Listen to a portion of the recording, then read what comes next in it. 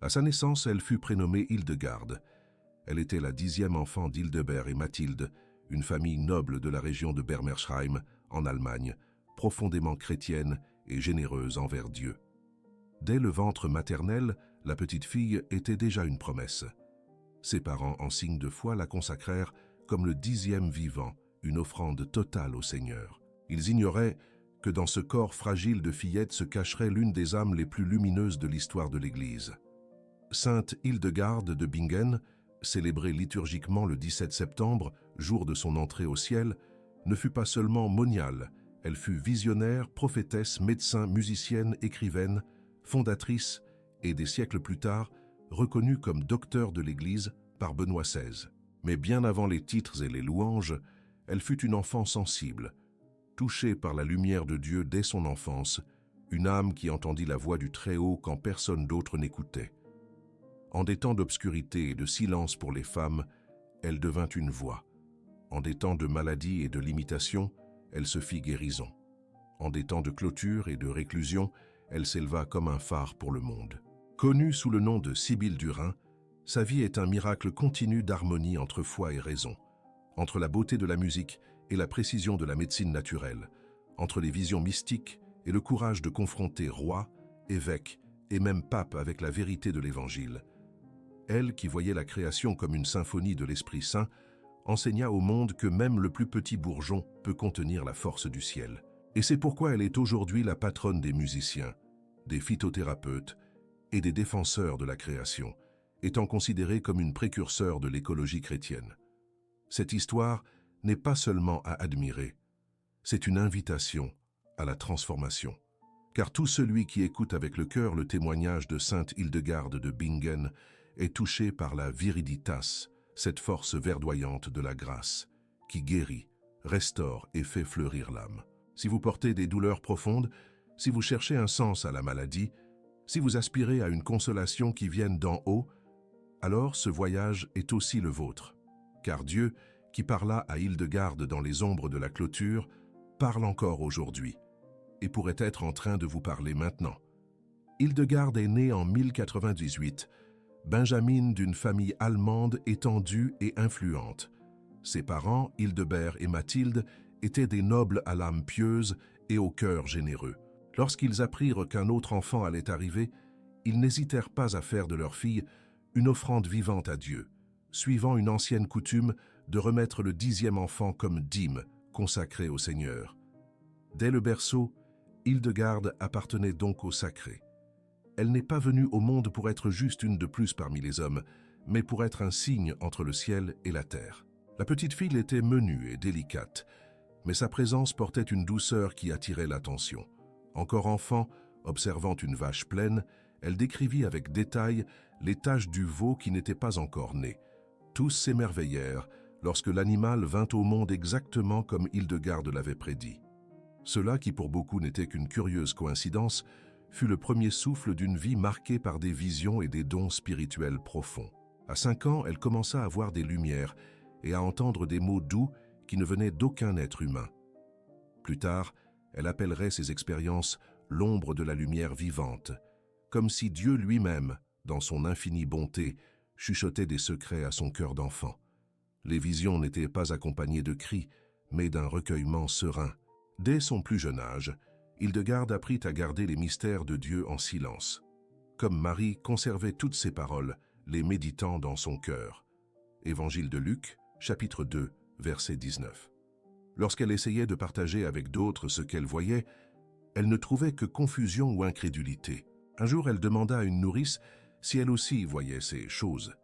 Et en entendant un non en réponse, elle ressentit une crainte qui la fit plonger encore plus profondément en elle-même. C'était l'esprit qui l'éduquait à la discrétion et au discernement, la préparant à une mission qui exigerait une écoute intérieure avant toute parole. Même dans sa fragilité physique, la grâce fleurissait. Hildegarde était fréquemment sujette aux maladies, ce qui la maintenait au repos pendant de longues périodes. Mais c'est précisément dans ces moments de recueillement forcé que les visions s'intensifièrent. Dieu la conduisait par la vallée de la souffrance, non comme une punition, mais comme une école de confiance. Là, seule dans son lit, la petite fille sentait la présence invisible d'un amour qui lui suffisait. Et tandis que d'autres enfants courèrent dans les champs, elle commençait à pressentir que sa vocation ne serait pas vécue dans les applaudissements du monde, mais dans le silence de l'offrande totale. Dans son enfance, Dieu ne la visitait pas seulement avec des visions, mais la soutenait aussi par des signes qui fortifiaient son âme face aux limitations du corps. Chaque soupir qu'Hildegarde poussait était un témoignage vivant que la force du Très-Haut s'accomplit dans la faiblesse.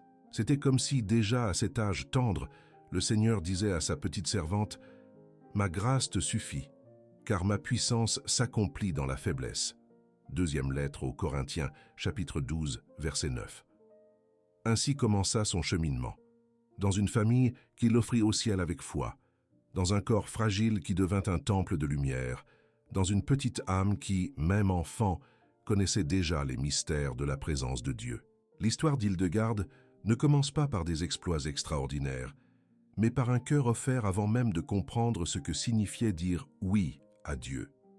L'enfance d'Hildegarde fut marquée non seulement par les visions célestes, mais aussi par une santé délicate qui l'accompagnerait toute sa vie.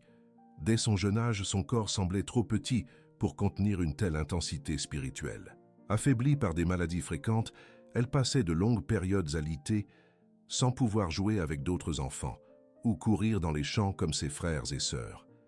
Mais c'était précisément dans la solitude de son lit qu'elle plongeait dans la présence de Dieu avec plus de profondeur.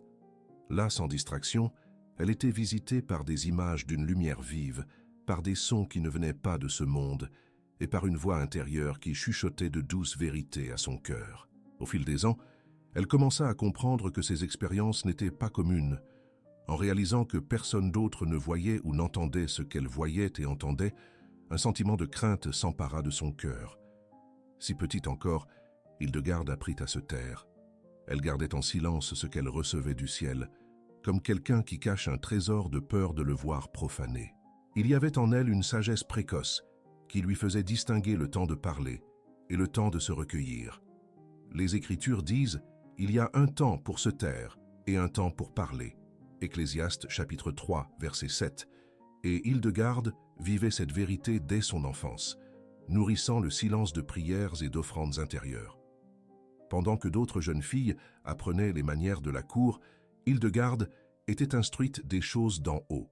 Même sans formation formelle durant les premières années, son intelligence spirituelle grandissait, nourrie par cette lumière silencieuse qui la visitait constamment.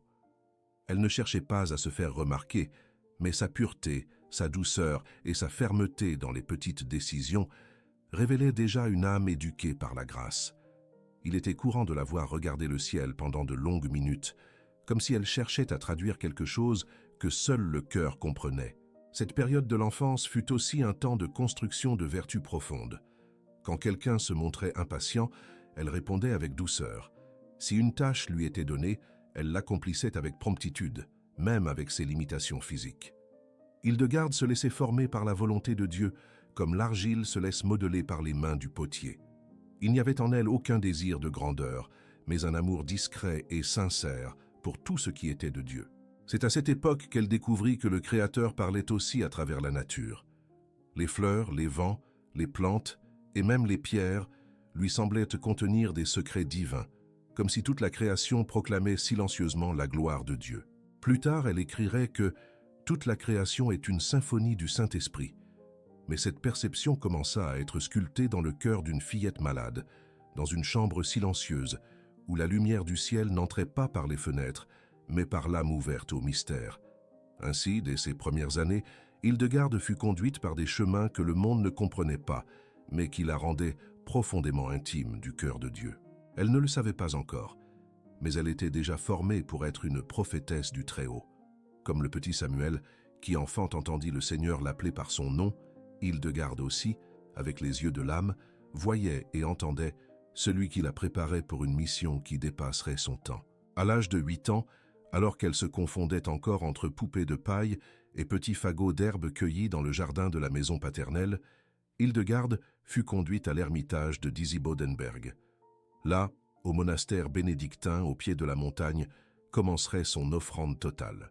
Ses parents, fidèles à la promesse faite dès sa naissance, l'offrirent définitivement au service de Dieu, la confiant à la recluse Jutta de Sponheim, femme sainte et de vie austère, déjà connue pour sa sagesse et sa pénitence. Ce fut une séparation silencieuse, sans scandale ni larmes publiques, mais dans le cœur de la petite fille brûlaient des sentiments qu'elle ne savait pas encore nommer. Les adieux à la maison où elle avait grandi ne furent pas simples. Bien qu'enveloppée de foi, ce fut aussi douloureux. La présence de ses frères et sœurs, la chaleur de sa mère, les petits gestes du quotidien, tout fut laissé derrière. Mais en foulant le sol du monastère, Hildegarde sentit qu'elle ne perdait pas le monde, mais qu'elle trouvait le sens de son existence. « Ici, je pourrais servir Dieu de tout mon cœur », aurait-elle dit avec une sérénité qui étonnait même les moines les plus expérimentés. C'était comme si l'enfant, même sans tout comprendre, avait déjà pressenti que son âme avait été créée pour ce recueillement. La cellule où elle commença à vivre avec Jutta était petite, froide et silencieuse. Mais c'est là qu'un nouveau type de liberté germa en elle, la liberté de n'appartenir qu'à Dieu. Alors que le monde offrait 1000 distractions, elle recevait le don du recueillement. Il n'y avait pas de place pour les vanités ou les ambitions. Chaque détail de la vie monastique était pour elle un autel. Elle apprit à voir un sens même dans le bruit de la cloche ou dans le travail de balayer le sol de pierre. Tout était prière quand c'était fait avec amour. La solitude de ce lieu, qui pour beaucoup serait insupportable, devint pour Hildegarde un utérus de grâce. C'est là, séparée du monde, qu'elle commença à plonger encore plus profondément dans les réalités invisibles. Ses visions devinrent plus fréquentes et intenses, et son âme, encore enfantine, était fortifiée par une maturité spirituelle impressionnante. Elle commençait à comprendre que l'isolement n'était pas un rejet, mais une élection.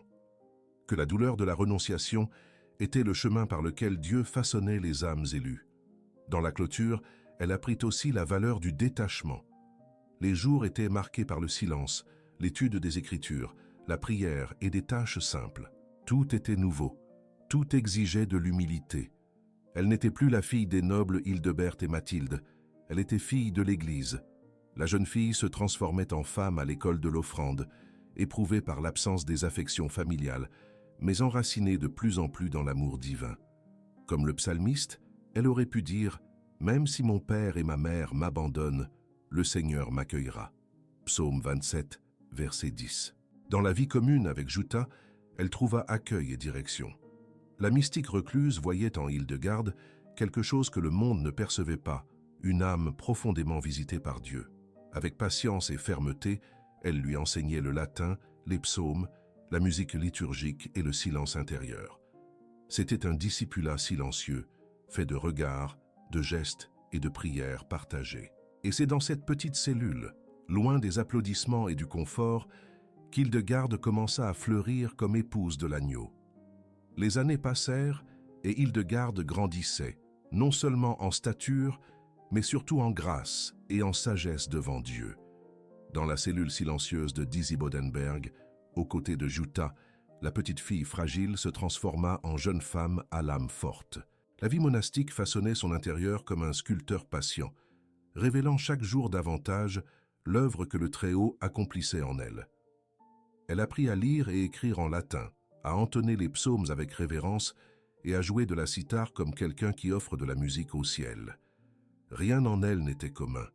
Même les gestes simples portaient une présence de Dieu qui débordait sans bruit. Tandis que d'autres jeunes femmes de la noblesse recherchaient prestige ou mariage, Hildegarde se consacrait au petit service du couvent. Elle prenait soin des sœurs malades avec tendresse, balayait les cloîtres avec humilité et travaillait avec joie dans le jardin médicinal où elle cultivait des herbes pour les remèdes naturels. Dans la simplicité du quotidien, elle trouvait sens et révélation. Toute la création lui parlait de Dieu.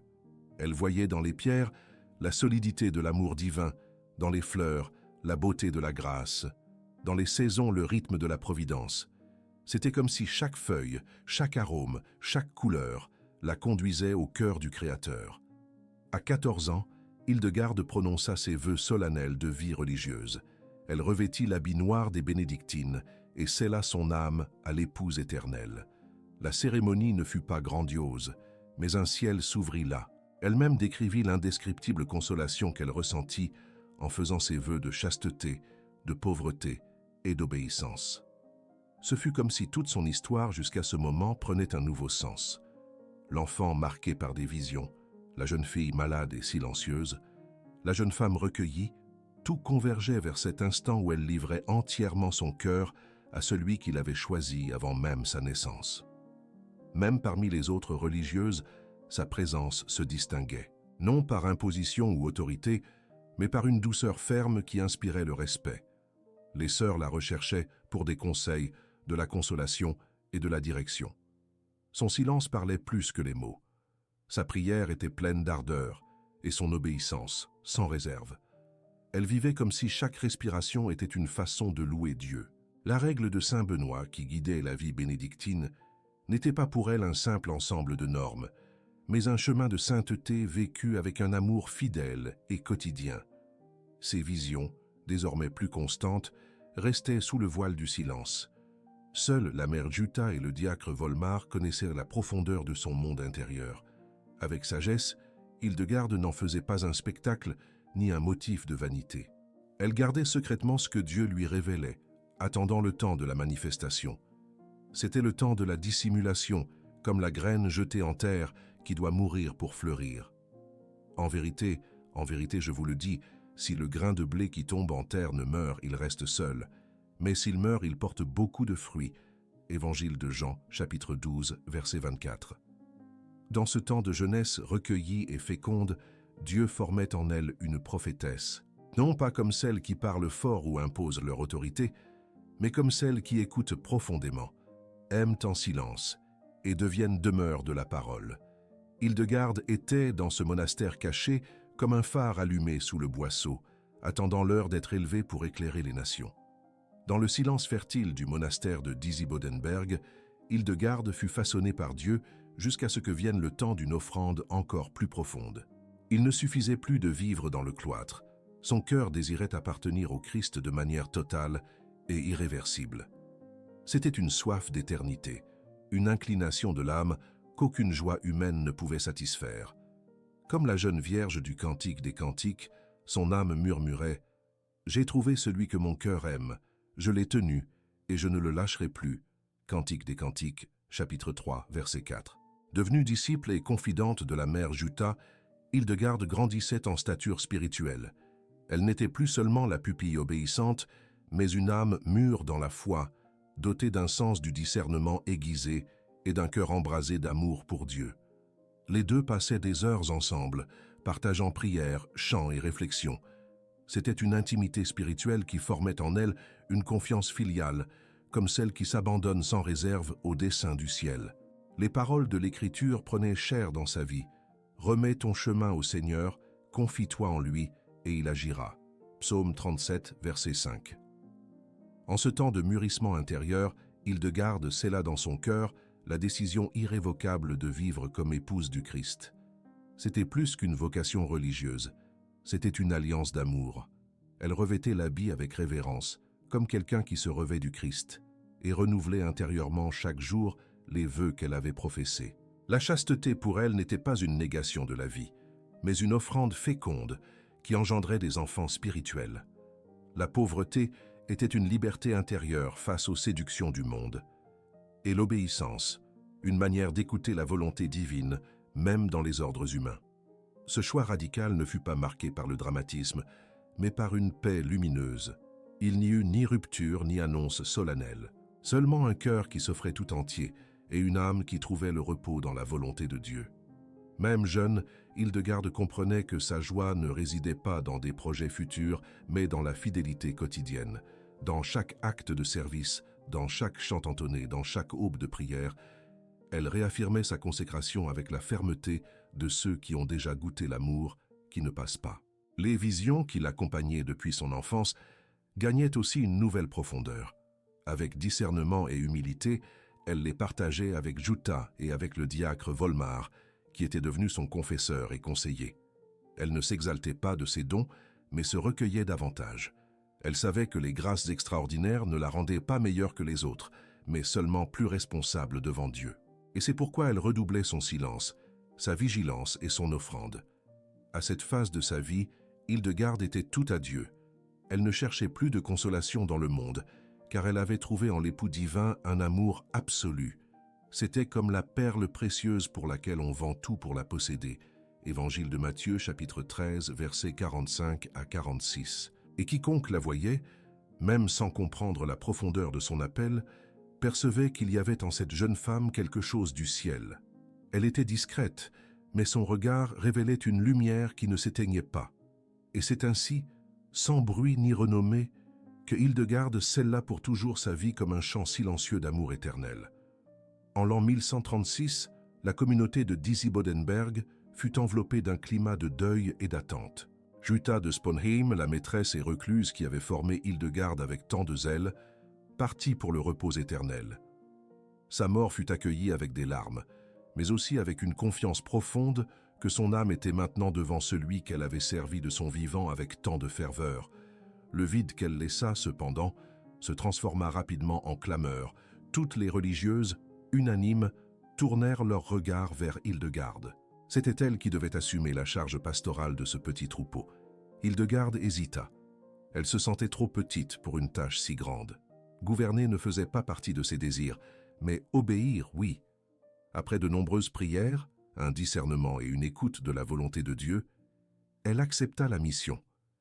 Elle devint abbesse avec un esprit de servante, consciente que la véritable autorité naît du don de soi et non du pouvoir. Sa manière de diriger était ferme, mais maternelle. Elle guidait plus par l'exemple que par les mots. Elle encourageait les sœurs à la sainteté, à l'étude des Écritures, à l'amour de la liturgie et à la vie en commun. Et sous sa direction, le monastère fleurit comme un jardin bien entretenu. Cependant, plus la communauté grandissait, plus les espaces physiques devenaient insuffisants. Le nombre de vocations augmentait, attiré par la renommée de sainteté de la nouvelle abbesse. En prière, Hildegarde discerna un nouvel appel, fonder un autre monastère dans un lieu séparé où les moniales pourraient vivre avec plus de liberté spirituelle et d'espace pour grandir. L'inspiration la conduisit au mont Saint-Rupert, au bord du fleuve Rhin, où elle vit avec les yeux de l'âme le lieu que Dieu lui avait montré en vision. Animée par une certitude intérieure, elle présenta le projet à l'abbé Kuno, supérieur de Disibodenberg. Mais sa proposition fut reçue avec résistance. L'abbé refusa catégoriquement d'autoriser le déménagement. Attaché aux structures, et peut-être craignant de perdre le prestige et les avantages matériels qu'apportait la présence des moniales, il s'opposa avec dureté. Hildegarde, bien que ferme dans sa conviction spirituelle, n'obéit pas. Elle attendit, elle pria, elle souffrit. Et c'est durant ce temps de tension que quelque chose de mystérieux se produisit. Son corps fut pris d'une maladie inhabituelle qui la laissa profondément affaiblie. Ceux qui vivaient avec elle comprirent qu'il ne s'agissait pas de quelque chose de commun. C'était comme si le poids de l'obstruction spirituelle avait eu des répercussions sur le corps de celle qui ne désirait qu'obéir à la volonté divine. Pendant des jours, Hildegarde resta prostrée, silencieuse, dans une profonde offrande. Ses filles spirituelles prenaient soin d'elle avec zèle, et peu à peu, même le cœur de l'abbé commença à s'ouvrir. Impressionné par la gravité de la situation et touché par quelque chose qu'il ne savait pas nommer, il revint sur sa décision. Il autorisa le transfert. Au même instant où la permission fut accordée, Hildegarde commença à recouvrer ses forces. Ce fut comme un souffle de résurrection. Tous ceux qui l'entouraient témoignèrent de ce redressement comme d'un signe clair de la providence divine. Ce n'était pas une victoire personnelle, mais une confirmation du ciel. Et ainsi, avec une foi inébranlable, elle commença à concrétiser le plan que Dieu lui avait confié. Ceux qui espèrent en l'Éternel renouvellent leurs forces. Ils prennent leur vol comme les aigles. Ils courent et ne se fatiguent point. Ils marchent et ne se lassent point. Livre du prophète Isaïe, chapitre 40, verset 31. Chez Hildegarde, cette promesse prenait chair. Sa fragilité devenait force quand tout était fait par obéissance à l'esprit. L'opposition qu'elle avait affrontée ne l'avait pas arrêtée. Elle l'avait seulement préparée. Et maintenant, sous la lumière de la grâce, elle allait faire les premiers pas vers la fondation d'un nouveau lieu sacré. Le départ pour le mont Saint-Rupert ne fut pas un simple changement géographique, mais un acte de foi profonde. La nouvelle fondation, appelée Abbaye de Rupertsberg, naquit de l'abandon total à la providence divine. Avec peu de sœurs et des ressources rares, Hildegarde affronta des difficultés qui semblaient humainement insurmontables. Mais là où manquait le matériel, la confiance abondait. Elle savait que le même Dieu qui avait inspiré l'œuvre la soutiendrait aussi. Dès les premières années de la nouvelle communauté, l'abbesse affronta des épreuves qui testèrent son âme comme le feu éprouve l'or. Sa santé, qui n'avait jamais été robuste, fut de nouveau ébranlée. Pendant des jours, son corps semblait ne pas réagir. Un état de paralysie l'enveloppa comme une prison silencieuse. Des médecins furent appelés, des prières furent faites, mais aucun soulagement ne vint. Aux yeux des hommes, c'était une maladie inexplicable. Mais pour ceux qui la connaissèrent de près, il s'agissait d'un signe de plus de la délicate liaison entre son âme et la volonté divine. La maladie qui la retenait alitée fut interprétée par beaucoup comme une manifestation du poids spirituel de la mission qu'elle portait. Et en effet, au milieu de cette souffrance, quelque chose de nouveau commença à émerger. Tandis que son corps était immobile, son âme restait éveillée. En prière constante, Hildegarde offrait sa douleur comme intercession pour ses sœurs, pour l'Église et pour ceux qui résistaient à l'appel de Dieu. Elle comprenait que certaines croix ne sont confiées qu'à ceux qui ont appris à les embrasser avec amour. Ce fut à cette époque que la nouvelle de son état parvint aux oreilles de ceux-là même qui l'avaient auparavant empêché. Confrontés à la réalité, ils réalisèrent qu'il était inutile de lutter contre le plan de Dieu. La résistance se dissipa, la reconnaissance vint. Et comme par un miracle silencieux, sa santé fut restaurée lorsque l'opposition cessa. La récupération ne fut pas seulement physique, mais spirituelle. C'était comme si l'Église elle-même, qui avait hésité à lui donner de l'espace, commençait maintenant à voir en elle un instrument de Dieu. En 1150, l'abbaye de Rupertsberg fut officiellement reconnue et devint un phare de spiritualité et de culture pour toute la région. L'œuvre fleurit avec une vigueur inattendue. De nouvelles vocations arrivaient. Les sœurs vivaient en profonde communion, nourries par la prière, le chant liturgique et le travail médicinal. Et Hildegarde, avec son cœur de mère et son esprit éclairé, les guidait toutes avec sagesse et tendresse. Plus tard, elle fonda aussi le monastère d'Eibingen, répondant à l'appel d'étendre encore sa mission. Ces épreuves ne furent pas des défaites, mais des marches vers une mission plus vaste. Comme saint Paul l'écrivait aux Corinthiens, « Nous sommes pressés de toutes parts, mais non écrasés, perplexes, mais non désespérés, persécutés, mais non abandonnés, abattus, mais non anéantis. » Deuxième lettre aux Corinthiens, chapitre 4, versets 8 à 9. Dans chaque douleur, Hildegarde voyait une promesse de résurrection, et c'est ainsi, éprouvé et purifié, que sa vie commença à illuminer non seulement les cellules du monastère, mais aussi les cœurs au-delà des murs de la clôture. En l'an 1141, une clarté inhabituelle traversa l'esprit d'Hildegarde. C'était une lumière qui ne venait ni des bougies du couvent, ni du soleil matinal qui entrait par la fenêtre de pierre. C'était une lumière intérieure, vivante, qui l'enveloppa complètement et lui apporta un ordre clair. « Écris ce que tu vois et entends. » À cet instant, la voix divine, qui tant de fois lui avait parlé en silence, se manifesta avec une force incomparable. Il n'était plus temps de cacher le don, mais de l'offrir comme un service. Hildegarde, prise par la crainte de se tromper ou de se méprendre, hésita. Son humilité tremblait devant la grandeur de l'appel. Et c'est dans cette résistance que son corps commença à s'affaiblir. Une maladie mystérieuse l'envahit complètement. Celle qui jusqu'alors résistait silencieusement au poids des visions fut désormais vaincue par la douleur et l'immobilité. Les médecins ne pouvaient rien faire. C'était comme si son corps disait ce que son âme n'osait pas encore prononcer. « Si tu n'obéis pas, tu mourras de l'intérieur. » Et c'est à cette limite qu'Hildegarde comprit. Elle ne pouvait plus se taire. Quand enfin elle céda au mandat divin et commença à écrire, sa santé commença à se rétablir. L'obéissance apporta la guérison. C'était comme si son âme, en consentant pleinement à la mission, retrouvait l'harmonie avec le Créateur lui-même. Et ainsi naquit le Civias, œuvre monumentale où Hildegarde enregistra sous inspiration divine 26 visions qu'elle avait reçues d'en haut. Avec l'aide du diacre Volmar, qui transcrivait ses dictées, et du moine Gottfried, qui complétera plus tard la rédaction, Hildegarde donna forme à ses expériences lumineuses. Elle n'écrivait pas avec des mots académiques, mais avec l'audace des prophètes. Chaque vision était accompagnée d'interprétations, d'exhortations et de révélations sur l'histoire du salut, les sacrements, la création et le combat spirituel de l'âme. C'était un enseignement pour le peuple de Dieu. Quand elle eut achevé les premiers récits, le manuscrit fut présenté à saint Bernard de Clairvaux, qui reconnut la véracité du don. Encouragé par lui, Hildegarde envoya son œuvre au pape Eugène III, qui, en la lisant lors du synode de Trèves, non seulement en confirma l'authenticité, mais l'autorisa à continuer d'écrire. Ce fut la reconnaissance officielle de l'Église à la prophétesse du Rhin. Une femme consacrée et cloîtrée devenait désormais la voix publique de la volonté de Dieu pour son temps. Cet épisode marqua un tournant dans sa vie. Elle n'était plus seulement l'abbesse d'un monastère, mais une messagère du ciel. Et tout cela parce qu'elle avait choisi d'obéir. Comme le dit l'Écriture, « Mieux vaut obéir que de sacrifier ». Premier livre de Samuel, chapitre 15, verset 22. L'obéissance d'Hildegarde ne fut pas aveugle, mais profondément spirituelle, et sa fidélité ouvrit la voie à des miracles qui continueraient de se manifester non seulement dans sa vie, mais dans la vie de tous ceux qui se laisseraient toucher par ses paroles inspirées. Chaque jour, Hildegarde approfondissait sa vie intérieure comme quelqu'un qui parcourt un jardin invisible, où Dieu révèle la beauté cachée de la création.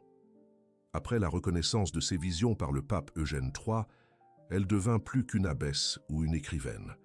Elle était désormais reconnue comme prophétesse du Rhin, porteuse d'une voix qui unissait la fidélité doctrinale à la liberté de l'esprit.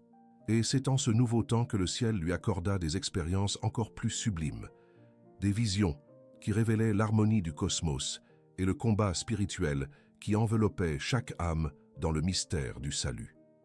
Ces visions ne venaient pas en extase incontrôlée, mais dans un état de pleine conscience. Hildegarde voyait des images d'une intense luminosité et entendait des mots qui ne provenaient pas d'elle-même. Il ne s'agissait ni d'un rêve ni d'une imagination, mais d'une sagesse qui s'imposait à son âme comme une vérité vivante.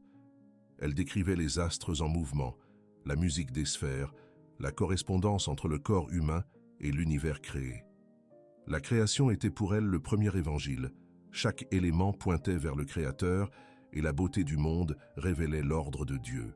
Au milieu des épreuves qu'elle affrontait, maladie, critiques, fatigue de la mission, Hildegarde recevait aussi des consolations célestes qui la soutenaient.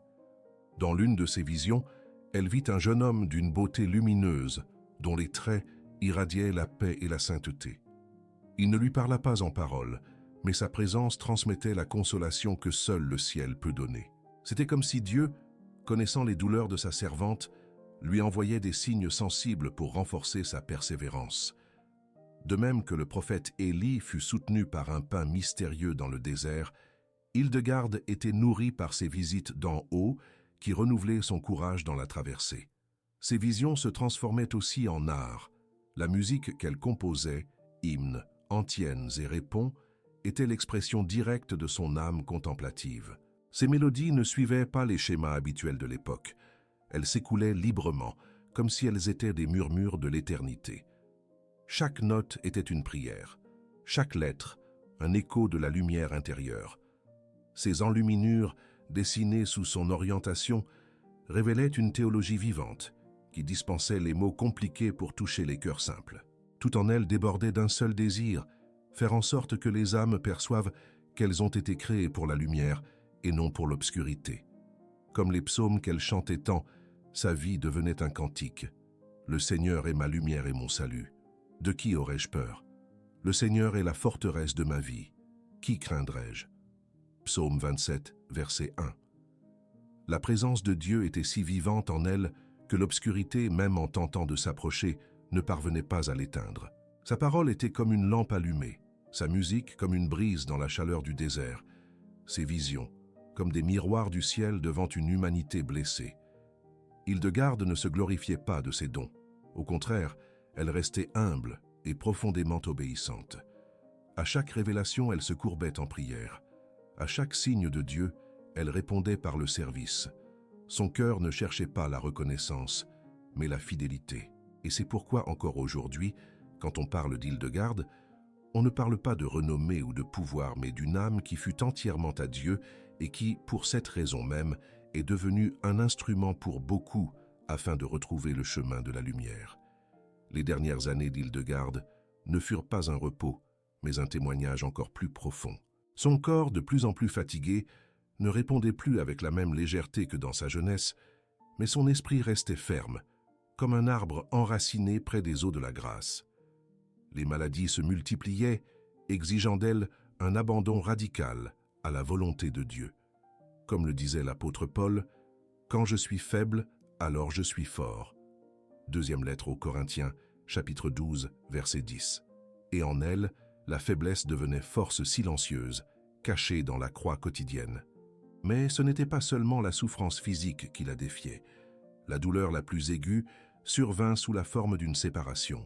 Sa disciple et compagne la plus proche, Richardis de Stade, fut appelée à quitter le monastère pour assumer une autre fonction ecclésiastique. Malgré tous les arguments d'Hildegarde pour garder Richardis auprès d'elle, sa supplication ne fut pas entendue. La séparation fut un coup profond à son cœur. Elle aimait cette âme comme on aime dans le Seigneur, avec tendresse, avec zèle, avec prière, et bien qu'elle ne se révolta pas, elle écrivit des lettres empreintes de douleur spirituelle, exprimant le coût de cette perte. C'était un autre fil de sa croix, un autre oui offert en silence. Comme si les douleurs personnelles ne suffisaient pas, Hildegarde dut aussi faire face à un épisode d'opposition ecclésiastique qui mit sa conscience à l'épreuve. Un jeune homme, qui s'était réconcilié avec Dieu avant de mourir, fut enterré dans le cimetière du monastère. Plus tard, des accusations surgirent selon lesquelles il ne serait pas digne de cette sépulture. Par fidélité à la miséricorde du Christ et au pardon que le jeune homme avait reçu, Hildegarde refusa de retirer les restes mortels. En réponse, l'autorité ecclésiastique locale imposa un interdit au couvent. Les sœurs furent interdites de chanter la liturgie, justement la forme la plus essentielle par laquelle elles s'unissaient à Dieu. Cette punition fut vécue avec dignité et fermeté. Hildegarde ne céda pas, mais ne se rebella pas non plus. Elle écrivit des lettres défendant avec douceur et clarté la justice de cette sépulture. Et en attendant la révocation de l'interdit, elle maintint ses sœurs unies dans la prière silencieuse, dans l'espérance et dans la fidélité. Ce fut sa dernière grande bataille, non contre les hommes, mais contre la tentation de se plier à la peur. Elle resta fidèle, comme le Christ devant le jugement, sans se justifier avec orgueil, mais sans nier la vérité. Quand enfin l'autorité ecclésiastique reconnut la justice de sa décision et leva l'interdit, la paix revint au couvent. Et avec elle, une aura de mission accomplie commença à envelopper la vie d'Hildegarde. Ce n'était pas encore la fin, mais déjà l'annonce de ce qui approchait. Ses forces déclinaient, mais son âme s'allumait avec plus d'intensité. Elle n'avait plus rien à prouver. Il lui suffisait de rester fidèle jusqu'au dernier instant, comme la Vierge prudente qui garde l'huile de la foi pour l'époux qui vient. L'automne approchait quand Hildegarde, déjà très affaiblie, réunit ses sœurs pour un dernier enseignement. Ses yeux, bien que fatigués, brillaient encore de cette lumière qui l'avait accompagnée toute sa vie. D'une voix sereine mais ferme, elle annonça que son départ était proche. Elle demanda aux sœurs de persévérer dans la prière, dans l'amour fraternel et dans la fidélité à la mission que Dieu leur avait confiée. Il n'y avait pas de tristesse dans ses paroles, mais une offrande silencieuse, comme quelqu'un qui entrevoyait déjà le visage de l'aimé. Sa vie, entièrement consacrée, se préparait pour la rencontre finale. À l'aube du 17 septembre 1179, sainte Hildegarde reçut les sacrements avec une profonde piété. Ensuite, dans un geste qui toucha toutes les présentes, elle chanta doucement un hymne à la Vierge Marie, invoquant celle qui fut son intercesseuse en temps de nuit d'épreuve. C'était comme si son âme, avant de partir, désirait s'envelopper de la tendresse de la Mère de Dieu. Peu après, son corps exhala son dernier souffle. Son âme, qui pendant des décennies fut un instrument de lumière, retournait à la source de la lumière éternelle. À ce moment-là, des signes célestes enveloppèrent le monastère. Des sœurs rapportèrent avoir vu deux arcs-en-ciel doubles entrelacés dans le ciel comme une couronne lumineuse au-dessus de la colline où reposait le corps de la sainte. Une lumière radiante semblait descendre doucement, enveloppant l'abbaye dans un silence de révérence et de mystère. Ce n'était pas un spectacle pour les sens, mais un signe pour les âmes. Le ciel avait accueilli une de ses filles, les plus fidèles. Peu après son départ, des pèlerins commencèrent à arriver à Rupertsberg. Des récits de guérison physique et de consolation spirituelle se multiplièrent près de son tombeau. Malades, affligés, mères en prière pour leurs enfants, hommes et femmes en quête de sens. Tous semblaient trouver là quelque chose qui transcendait la logique humaine. Ce qu'Hildegarde avait été de son vivant, consolation pour les souffrants, orientation pour les égarés, lumière pour ceux qui cherchaient, continuait maintenant dans son intercession. L'Église, au fil des siècles, a reconnu le poids de sa mission. Mais bien avant les titres, ce furent les vies touchées par sa foi qui ont maintenu sa mémoire vivante. Hildegarde n'est pas partie.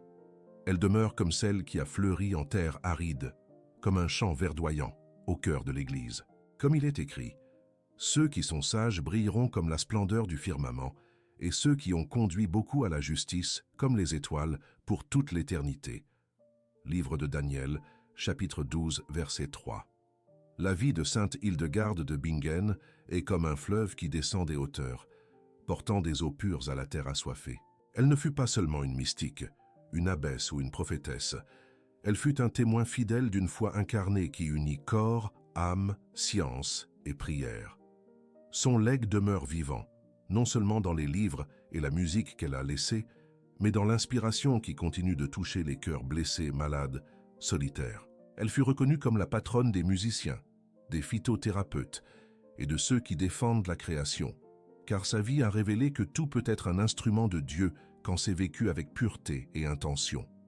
Sainte Hildegarde fut proclamée docteur de l'Église par le pape Benoît XVI en l'an 2012, reconnaissance rare et réservée aux âmes dont la sagesse spirituelle traverse les siècles. Sa doctrine n'est pas faite de complications théologiques, mais d'une profonde écoute de Dieu en tout, dans les herbes médicinales, dans les psaumes, dans le corps humain, dans les cycles de la nature et surtout dans les douleurs de l'âme humaine. Elle nous a enseigné que l'être humain fleurit lorsqu'il est enraciné en Dieu, et elle a appelé cette force la viriditas, la sève verte de la grâce qui parcourt tout ce qui est créé. Ceux qui aujourd'hui affrontent des maladies, des nuits d'angoisse, des crises familiales ou la douleur de la solitude, peuvent trouver en Hildegarde non pas une héroïne lointaine, mais une sœur aînée dans la foi.